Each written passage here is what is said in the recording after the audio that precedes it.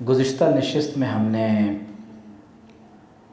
امام شاطبی الغرناطی ان کی کتاب الموافقات کے حوالے سے شریعت، شرع اور تشریع کی تعریف اور اس کے اسکوپ کے حوالے سے بات کی، اور پھر ہم نے یہ بھی دیکھا کہ قرآن و سنت کے کن مصادر سے اس حوالے سے ہمارے اہل علم استدلال کرتے ہیں، اور پھر ہم نے امام شاطبی کی کتاب سے یہ دیکھا کہ جو مجتہد مفتی ہوتا ہے وہ قائم فی الامتی مقام النبی صلی اللہ علیہ وآلہ وسلم، اور اس پر آپ نے کچھ نقلی اور عقلی دلائل دیے اور بتایا کہ جو مجتہد مفتی ہوتا ہے وہ نائب ہوتا ہے، نائب عنہ فی تبلیغ الاحکام، کہ ایک حیثیت تو مجتہد اور مفتی کی یہ ہے کہ وہ آپ علیہ الصلوۃ والسلام کی نیابت میں تبلیغ احکام پر مامور من الرسول ہوتا ہے صلی اللہ علیہ وسلم۔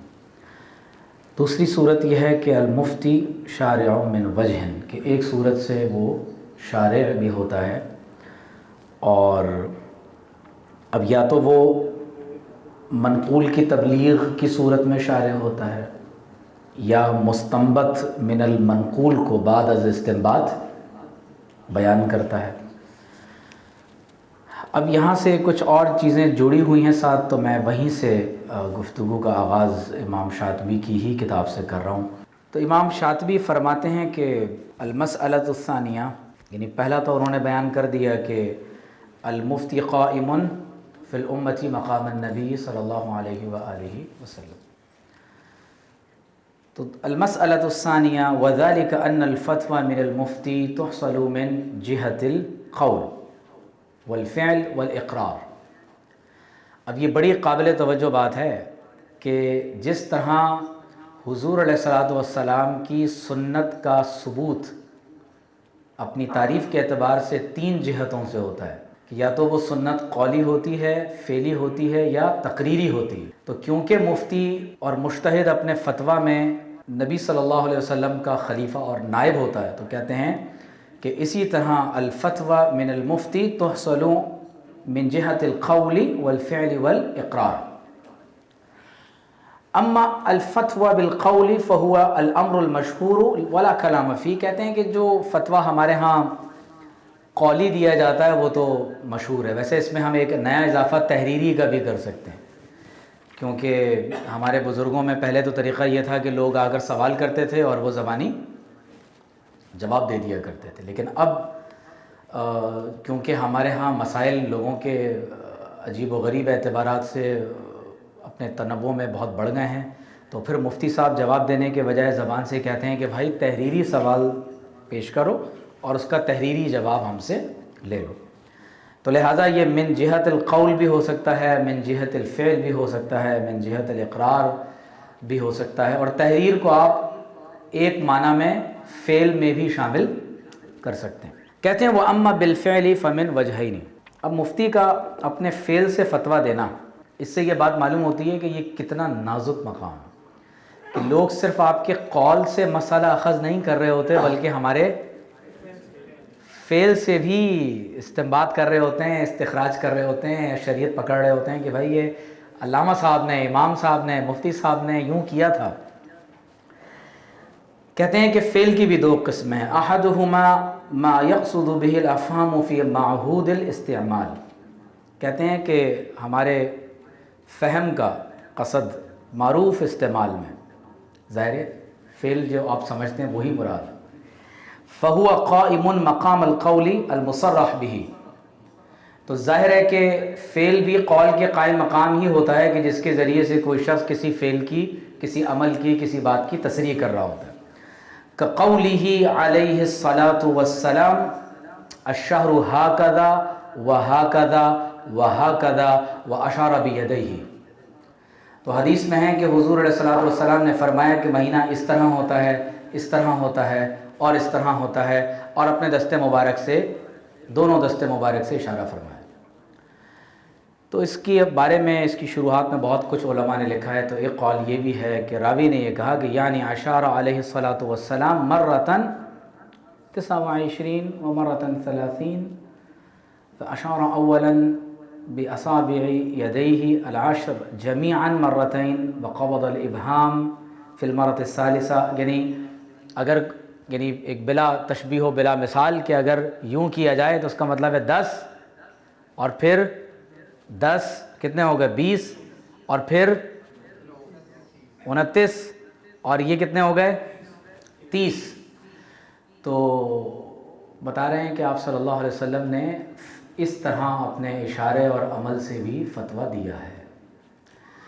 وَسُئِلَ عَلَيْهِ الصَّلَاةُ وَالسَّلَامُ فِي حَجَّتِهِ فَقَالَ ذَبَحْتُ قبل ان ارمیہ، ایک شخص نے سوال کیا کہ میں نے رمی سے پہلے ذبح کر لیا۔ ویسے یہ ایک عجیب و غریب بات ہے کہ آپ اگر کبھی حجۃ الوداع میں حج کا وہ طریقہ پڑھیں جو حضور علیہ الصلوۃ والسلام کی احادیث میں مروی ہے، تو آپ کو زیادہ تر ملے گا کہ جب صحابہ نے سوال کیا تو حضور نے فرمایا لا حرج، ہو گیا۔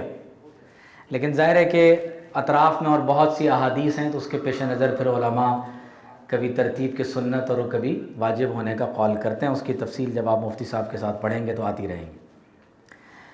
تو کہتے ہیں کہ فَأَوْمَأَ بِيَدِهِ وَقَالَ لَا حَرَجْ، تو حضور علیہ الصلوۃ والسلام نے اپنے دست مبارک سے اشارہ کیا اور فرمایا کہ کوئی حرج کی بات۔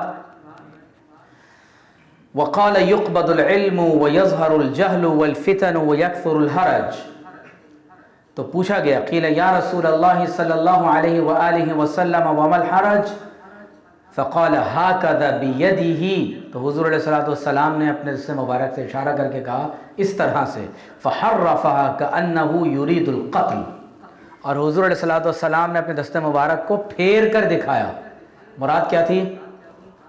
قتل۔ تو اس کے بارے میں بھی بعض اہل علم کہتے ہیں کہ بات یہ تھی کہ آپ علیہ الصلوۃ والسلام نے جب یہ اشارہ کیا تو وہ اشارے کی نوعیت یہ تھی کہ ایک اور صحابی نے گردنوں کی طرف ہاتھ کا اشارہ کر کے بتایا کہ انہو یضرب عنق الانسان، کسی انسان کی گردن کو مارا جا رہا ہے، اس طرح سے جیسے ہم کہتے ہیں قتل کر دیا جائے گا، جی بی ہیڈڈ، گردن قلم کر دی گئی، تو اشارے سے بتایا جا رہا ہے کہ انہو یرید القتل۔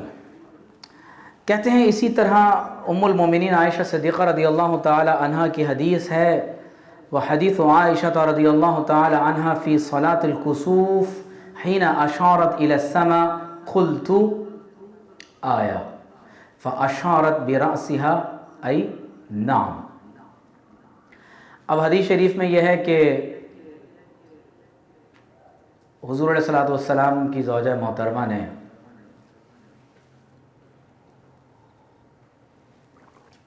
حدیث میں ہے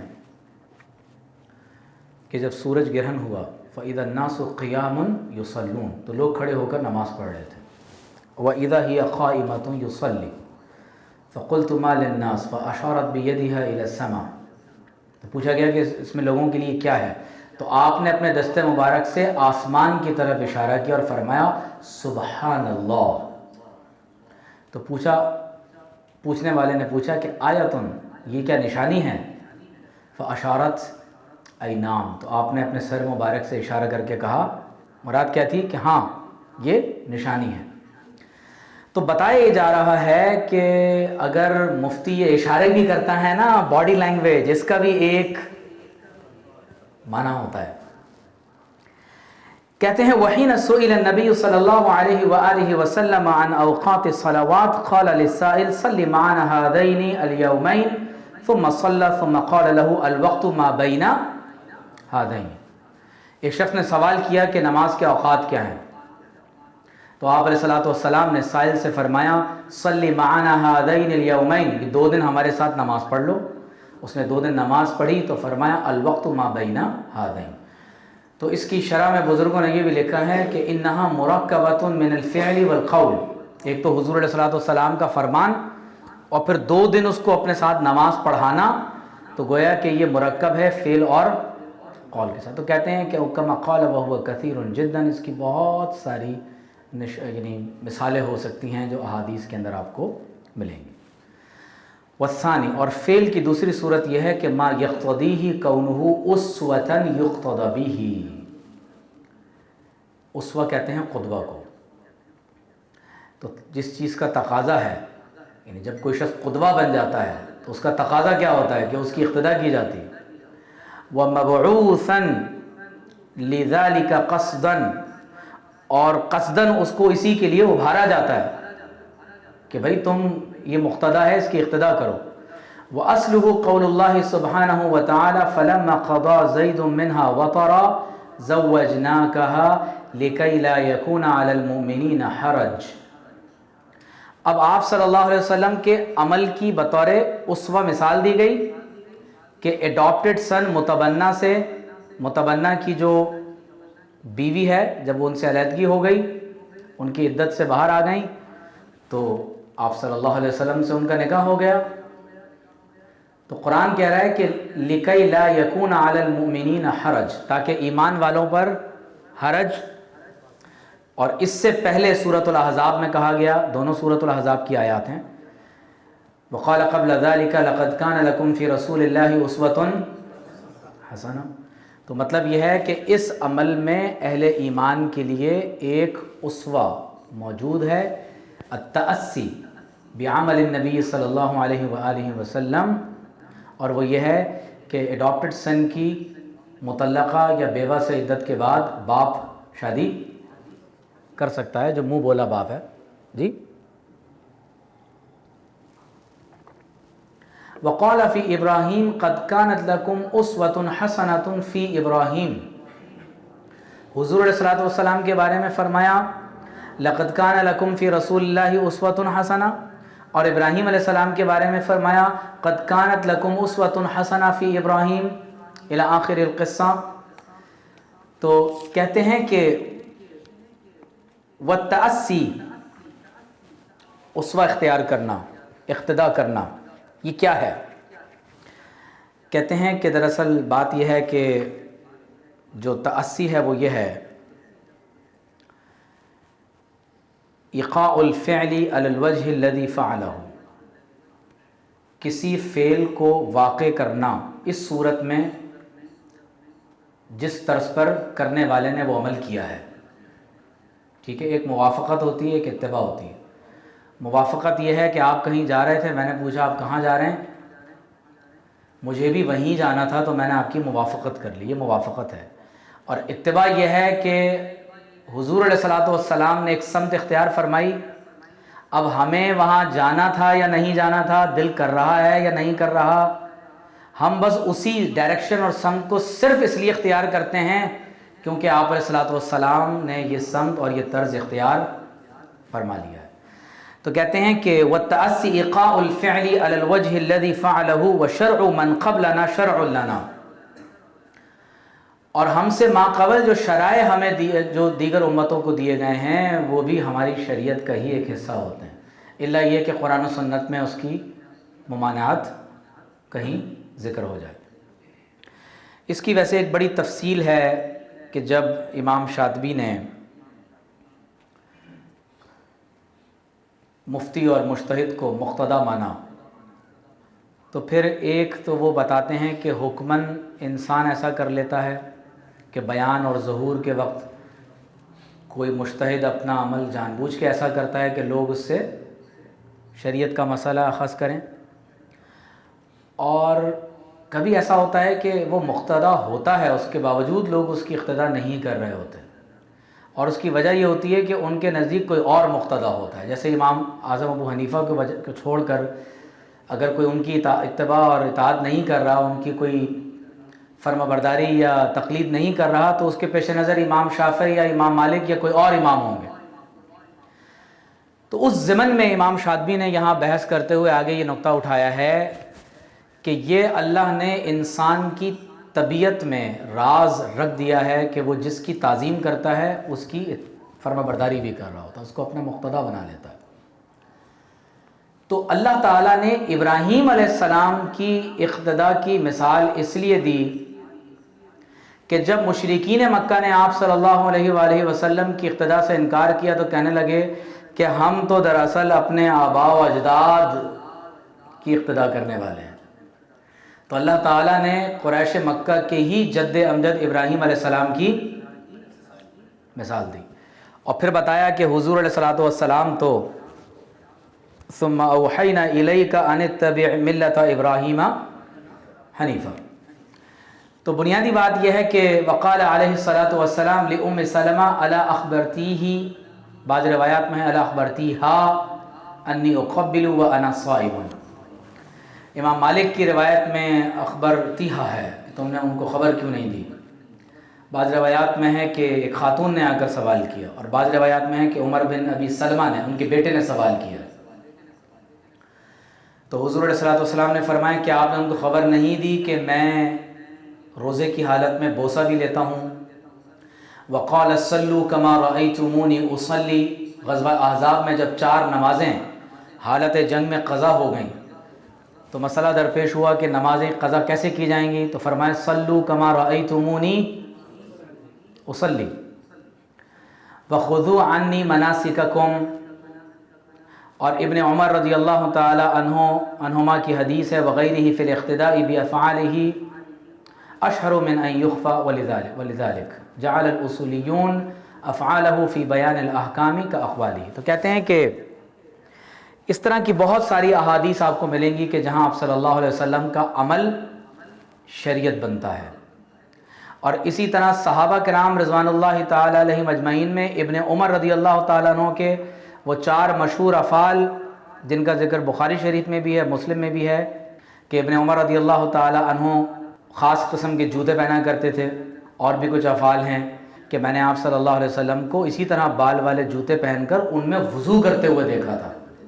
تو آپ دیکھ رہے ہیں کہ انہوں نے عمل سے شریعت کا مسئلہ اخذ کیا. تو امام شاطبی یہ ساری مثال بیان کرنے کے بعد کہتے ہیں وَلِذَلِكَ جَعَلَ الْأُصُولِيُّونَ أَفْعَالَهُ فِي بَيَانِ الْأَحْكَامِ كَأَقْوَالِهِ. اسی لیے اصولیون نے حضور علیہ الصلوۃ والسلام کے افعال کو احکام کے بیان میں آپ علیہ الصلوۃ والسلام کے اقوال کی مثل قرار دیا. وَإِذَا كَانَ كَذَلِكَ، تو اگر یہ بات ہم حضور علیہ الصلوۃ والسلام کے لیے تسلیم کر رہے ہیں کہ آپ صلی اللہ علیہ وسلم کا قول، فعل اور تقریر یا اقرار یہ شریعت کا مصدر ہے، تو وَإِذَا كَانَ كَذَلِكَ وَثَبَتَ لِلْمُفْتِي أَنَّهُ قَائِمٌ مقام النبی صلی اللہ علیہ وسلم وَنَائِبٌ مَنَابَهُ. تو کہتے ہیں کہ اس سے یہ بات لازم آتی ہے لزم من ذَلِكَ أَنَّ أَفْعَالَهُ مَحَلٌ لِلْإِقْتِدَاءِ أَيْضًا. تو اسی طرح مجتہد اور مفتی کا عمل بھی کیا ہوگا، محل اقتداء قرار پائے گا. تو کہتے ہیں کہ اب اس میں ظاہر ہے کہ اس کی ایک آخری مثال انہوں نے اقرار کی صورت میں دی ہے، اور وہ کہتے ہیں وَأَمَّا الْإِقْرَارُ فَرَاجِعٌ فِي الْمَعْنَى إِلَى الْفِعْلِ. تو کہتے ہیں کہ اسی طرح جو مفتی اور مجتہد کا اقرار ہے تو وہ بھی فعل کی طرف راجع ہے. لِأَنَّ الْكَفَّ فِعْلٌ، کہ کسی بات سے روکنا یہ بھی دراصل عمل ہوتا ہے. وَكَفُّ الْمُفْتِي عَنِ الْإِنْكَارِ إِذَا رَأَى فِعْلًا مِنَ الْأَفْعَالِ كَتَصْرِيحِهِ بِجَوَازِهِ. کیونکہ مفتی اور مجتہد نے اگر کسی کو کوئی فعل کرتے ہوئے دیکھا اور اس کے باوجود اس مفتی نے اسے اس عمل سے نہیں روکا اور مجتہد نے اس عمل سے کسی کو نہیں روکا، تو گویا کہ یہ اس کے جواز کا فتویٰ ہے. وقد اثبت الاصولیون ذلك دلیلا شرعیا بالنسبۃ الی النبی صلی اللہ علیہ وآلہ وسلم. اور اہل اصول و فتویٰ نے اس کو حضور علیہ الصلوۃ والسلام کی طرف سے تو دلیل شرعی مانا ہے.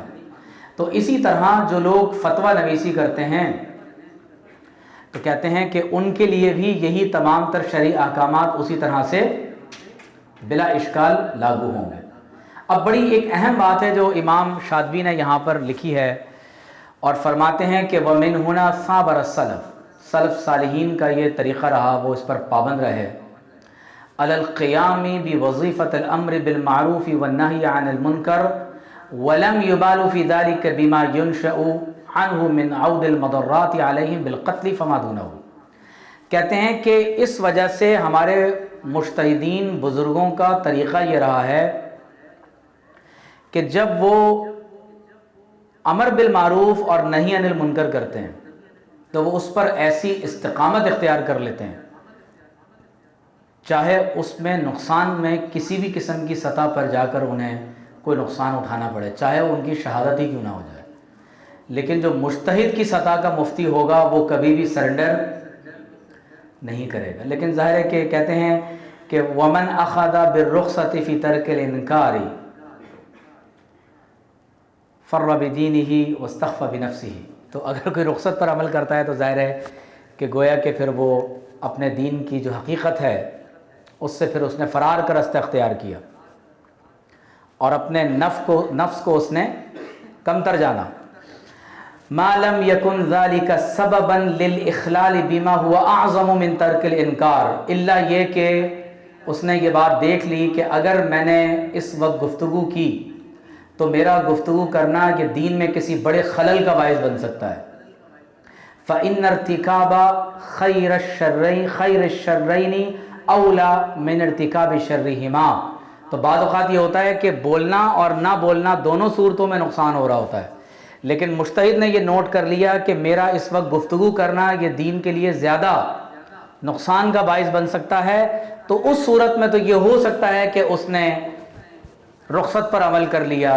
لیکن جو مجتہد کی سطح کے مفتی ہوتے ہیں ان کے بارے میں یہ گمان کرنا کہ وہ نبی کریم صلی اللہ علیہ وآلہ وسلم کے رستے پر نیابت میں کھڑے ہونے کے باوجود اگر یہ کام کریں گے تو یہ ان کی ذات سے بعید ہے، اور ہمارے بزرگوں نے عملاً اس کی بڑی بڑی مثالیں قائم بھی کی ہیں۔ اگر آپ امام اعظم ابو حنیفہ رحمۃ اللہ علیہ کو دیکھیں تو خلیفہ ابو جعفر منصور نے جب چیف جسٹس کا عہدہ ان کو پیش کیا اور جب آپ نے انکار کیا تو نتیجتاً اس نے آپ کو بغداد میں اینٹیں گننے پر لگا دیا تھا۔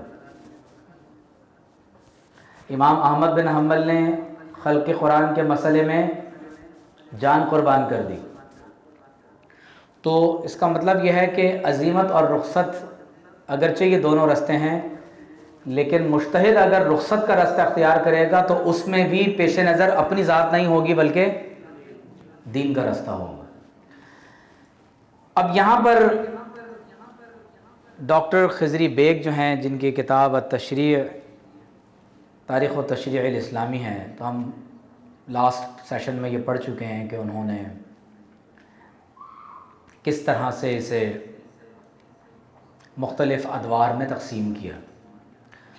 تو جب بات ہوتی ہے التشریع فی حیات رسول اللہ صلی اللہ علیہ وآلہ وسلم، تو اس میں وہ بیان کرتے ہیں وعہد نزول القرآن ینقسم الی مدتین متمایزتین، قرآن مجید کی جو نزول کی مدت ہے وہ دو حصوں میں منقسم ہے۔ ایک تو وہ ہے جو مکہ مکرمہ میں نزول قرآن کا حصہ ہے، اور اس کی مدت کتنی ہے؟ 12 سنہ، 12 برس، جس میں 5 ماہ ہیں،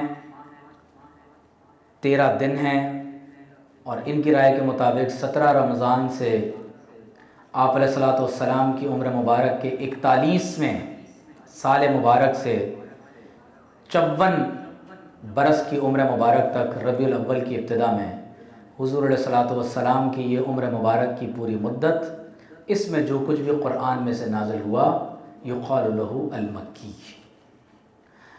اور دوسرا یہ کہتے ہیں کہ وما بعد الہجرہ ہی 9 سنوات، اور ہجرت کے بعد کا جو حصہ ہے وہ تقریباً 9 برس بنتا ہے، جس میں 9 ماہ ہیں، 9 دن ہیں، اور یہ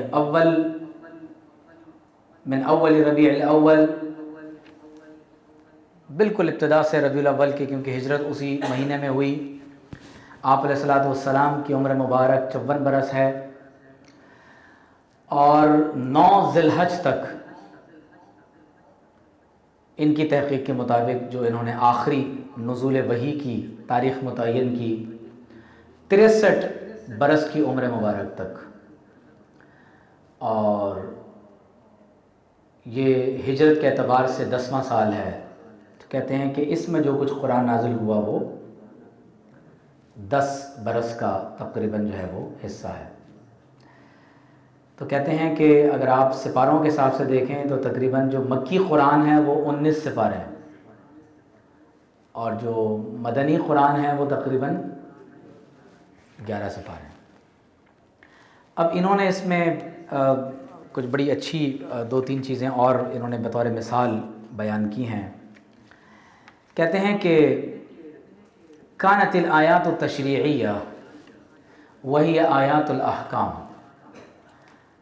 ابھی جب مفتی صاحب انشاءاللہ آپ کو پڑھائیں گے مزید آگے تو مزید یہ بات آ جائے گی، اور آپ نے یقیناً درس نظامی میں یہ پڑھا بھی ہے کہ ہمارے ہاں قرآن مجید کو شاہ ولی اللہ نے 5 علوم میں منقسم کیا ہے. علم المخاصمہ، علم التذکیر بالموت وما بعد الموت، علم التذکیر بایام اللہ، علم التذکیر بآلاء اللہ، اور علم الاحکام. جب آپ احکام کی بات کرتے ہیں تو احکام ظاہر ہے کہ حکم کی جمع ہے. خطاب اللہ تعالی المتعلق بافعال المکلفین، اللہ تعالیٰ کا وہ خطاب جو مکلفین کے افعال سے تعلق رکھتا ہے. اور ظاہر ہے کہ اللہ تعالیٰ کا یہ خطاب جو مکلفین کے افعال سے تعلق رکھتا ہے تو یہ قرآن اور حضور علیہ الصلوۃ والسلام کی سنت کے واسطے سے ہی ہم تک پہنچتا ہے. تو اگرچہ قرآن مجید کی 6600 اور کچھ آیات مقدسہ ہیں، لیکن تکرار کے ساتھ 500 آیات مقدسہ ایسی ہیں جو آیات احکام ہیں. اور ہمارے ہاں بزرگوں نے بڑی آسانی کر دی. احکام القرآن امام ابو بکر جساس رازی کی بڑی مشہور و معروف کتاب ہے، تو آپ نے آیات احکام کی شرح فرما دی. الجامع لاحکام القرآن میں قرطبی نے ذرا مزید تفصیل سے اس کو بیان کیا ہے. امام شافعی کی طرف بھی ایک کتاب احکام القرآن کے نام سے منسوب ہے. ابو بکر ابن العربی المالکی کی بھی اس پر ایک کتاب ہے. اور بڑی مشہور و معروف کتاب ہندوستان کے ایک بڑے عالم گزرے ہیں ملا جیون احمد جیون صدیقی، ان کی بھی ایک بڑی مشہور کتاب اس پر ہے. اور جہاں تک احادیث کا تعلق ہے تو اگرچہ ہمارے ہاں محدثین نے جو کتابیں سنن کی طرز پر مرتب فرمائی ہیں تو ان میں آپ کو کثیر تعداد میں احادیث اسی ترتیب پر کتاب الطہارہ سے آپ کو احکام سے متعلق ملتی ہیں.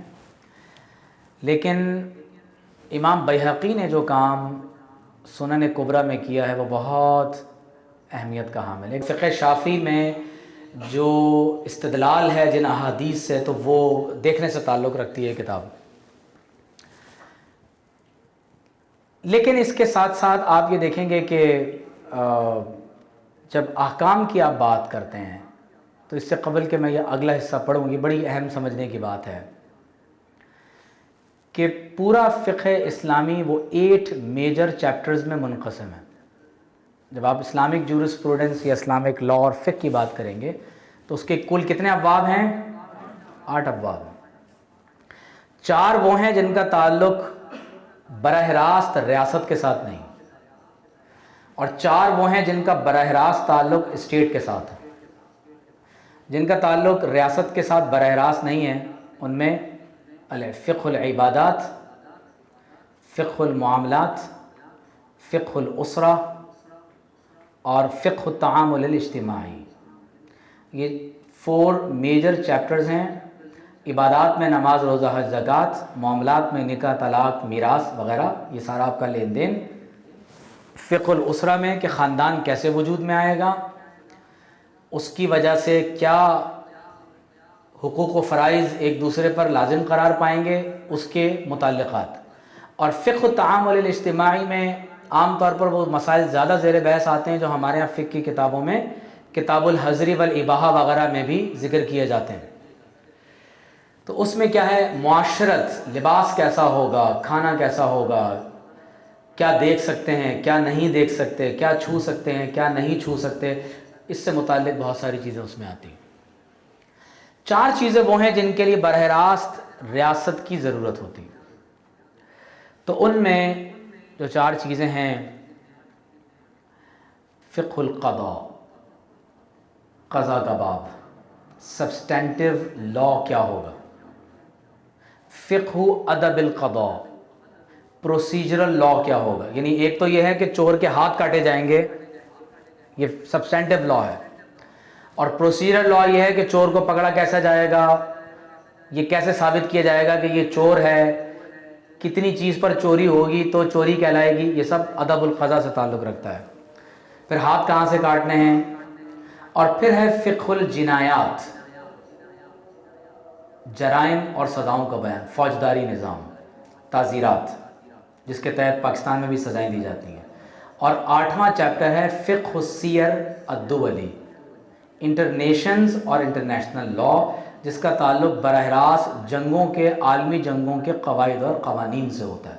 और हम इंशाअल्लाह जो international committee of red cross है ICRC के साथ हम एक बड़ी वर्कशॉप करेंगे इंटरनेशनल लॉ पर, जो जंगों के जिहाद और सियर से मुतल्लिक़ अहकामात को डील करता है। तो अनक़रीब इंशाअल्लाह एक वर्कशॉप हम इस पर भी करेंगे।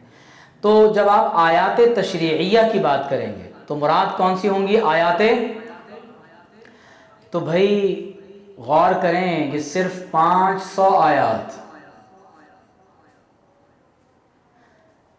इबादात, मामलात, ख़ानदान, मुआशरत, रियासत, कौमी, बैनुल अक़वामी, इनफरादी, इज्तिमाई, अदालती, समाजी, ख़ानदानी, मुआशी, अदालती, दिफाई, किसी भी नौइयत का कोई मसला हो, यहाँ तक कि बच्चा माँ के पेट में हो, वहाँ से लेकर उसका दुनिया में आना, बचपन, लड़कपन, जवानी, बुढ़ापा, यहाँ तक कि मरने के बाद कब्र में चले जाना, सिर्फ 500 आयात पूरी ज़िंदगी के अहकामात को बयान फरमा रही है। और फिर कोई ये बोले कि दीन और मज़हब अलग हो सकता है।